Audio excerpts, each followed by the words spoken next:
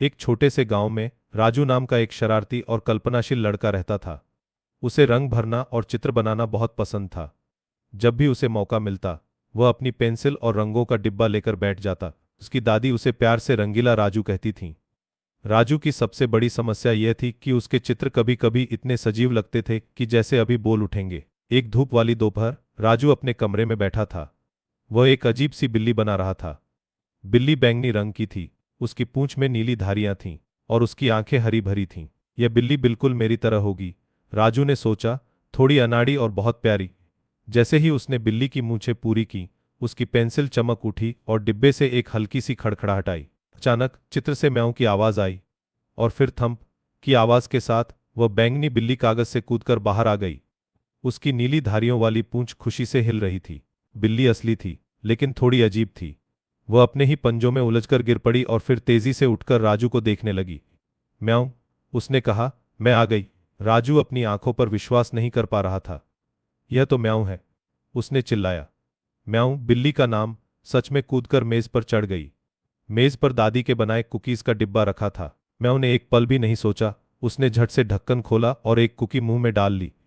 बहुत स्वादिष्ट, उसने कुकी चबाते हुए कहा। राजू हंसने लगा। तुम तो बड़ी शैतान हो। म्याऊं ने कुकीज खत्म की और फिर अपने नीले हरे पंजे से एक फूलदान गिरा दिया। धड़ाम, फूलदान जमीन पर गिरकर टूट गया। पानी फैल गया। म्याऊं ने मासूमियत से राजू की तरफ देखा, जैसे कह रही हो, मैंने कुछ नहीं किया। राजू जानता था कि दादी नाराज होंगी। उसे कोई उपाय सोचना था। उसने अपनी पेंसिल फिर उठाई। मुझे किसी समझदार दोस्त की जरूरत है जो म्याऊं को संभाल सके। उसने इस बार एक मोटी भूरी गिलहरी चटाई बनाई, जिसकी पूंछ बहुत घनी थी और आंखें हमेशा थोड़ी नाराज दिखती थीं। राजू ने उसका नाम चीकू रखा। फुर की आवाज के साथ चीकू भी कागज से बाहर आ गया। क्या बकवास है, चीकू ने आते ही शिकायत की। यहां तो कुकीज की महक आ रही है और चीजें टूटी पड़ी हैं।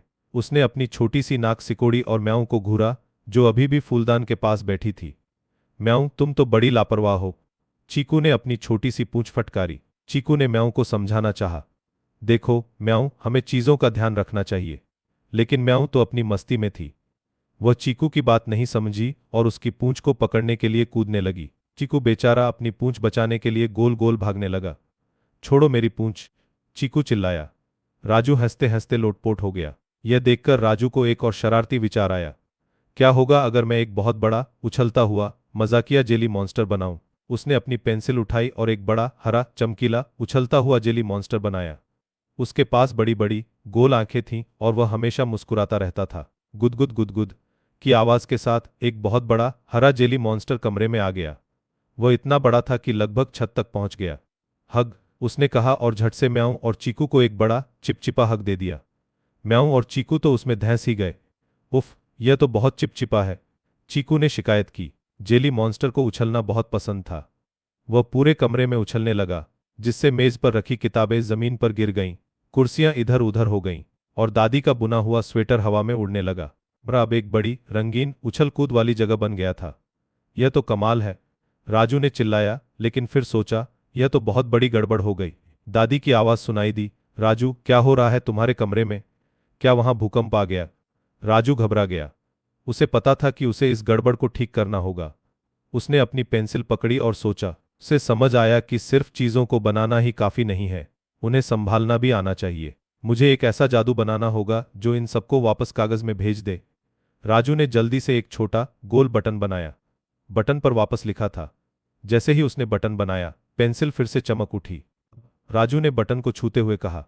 पॉप पॉप, गुदगुद की आवाजों के साथ जेली मॉन्स्टर सिकुड़ने लगा और एक छोटी सी हरी जेली के धब्बे में बदल गया, जो फिर कागज पर एक चित्र बन गया।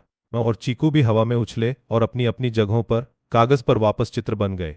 कमरा फिर से शांत हो गया, लेकिन थोड़ा चिपचिपा जरूर था। दादी कमरे में आई। राजू, क्या हुआ था यहाँ? उन्होंने मेज पर टूटे हुए फूलदान और कुकीज के खाली डिब्बे को देखा।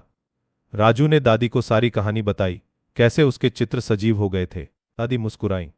तो तुम्हारे पास एक जादुई पेंसिल है और तुमने सीख लिया कि बड़ी शक्तियां बड़ी जिम्मेदारियां लाती हैं, है ना? राजू ने सिर हिलाया। हाँ दादी, अब मैं अपने चित्रों को पहले से ज्यादा सोच समझकर बनाऊंगा। उसने फिर से अपनी पेंसिल उठाई। इस बार उसने एक बड़ा, सुंदर पार्क बनाया, जिसमें झूले थे, रंग बिरंगे फूल थे और एक छोटा सा तालाब भी था। उसने म्याऊं, चीकू और जेली मॉन्स्टर को फिर से बनाया, लेकिन इस बार पार्क में। हुर्रे की आवाज के साथ म्याऊं, चीकू और जेली मॉन्स्टर पार्क में कूद पड़े। वे हंसते खेलते और उछल कूद करते रहे। राजू अब जानता था कि उसकी कला सिर्फ मजेदार ही नहीं, बल्कि जिम्मेदारी वाली भी थी। नैतिक शिक्षा, रचनात्मकता एक अद्भुत शक्ति है, लेकिन इसके साथ जिम्मेदारी भी आती है। हमें अपने कार्यों और विचारों के परिणामों के बारे में सोचना चाहिए, भले ही वे कितने भी मजेदार क्यों न हों। मेरे प्यारे दोस्तों, अगर आपको ये वीडियो पसंद आया तो इसे लाइक करें, अपने दोस्तों के साथ शेयर करें और हमारे चैनल को सब्सक्राइब करके हमारे दोस्त बन जाएं।